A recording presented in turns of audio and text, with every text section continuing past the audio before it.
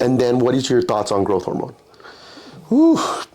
That's always the age-old question. Some people really love it, some people don't. Some doctors have a hard time with it, some doctors don't. In a very specialized population, I think human growth hormone has been excellent for some of our older patients.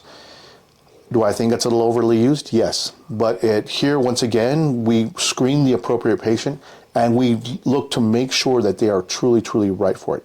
Unfortunately, we've had some patients come straight in asking for HGH. We do not do that. We do not use HGH unless the labs and the appropriate patient population is eligible, plain and simple.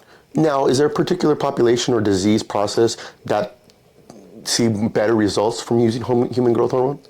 Like older guys? Like hyperinsulinemia, have you noticed that correlation? No, I haven't. That's something interesting. So the higher your insulin levels are, the lower your growth hormone is because they're opposites.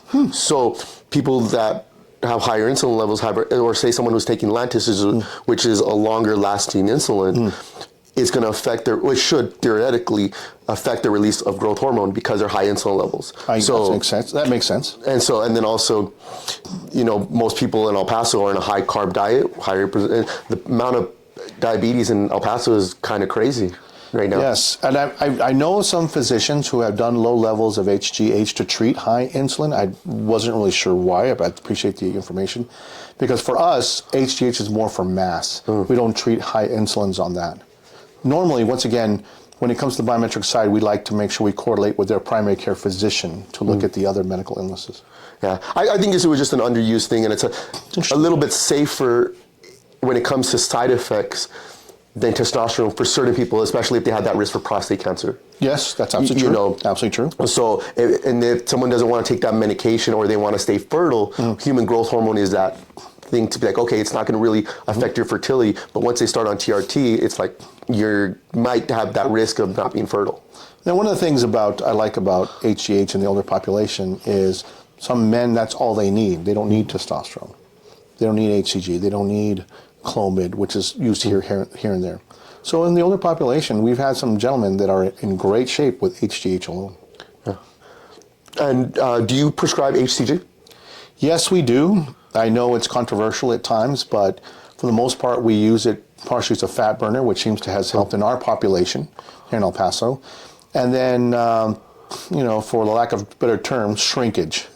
So it's been helpful in those two areas, even though there is some controversy of using HGC in this particular fashion. What do you mean? What is the controversy with this? Some people feel it absolutely does nothing.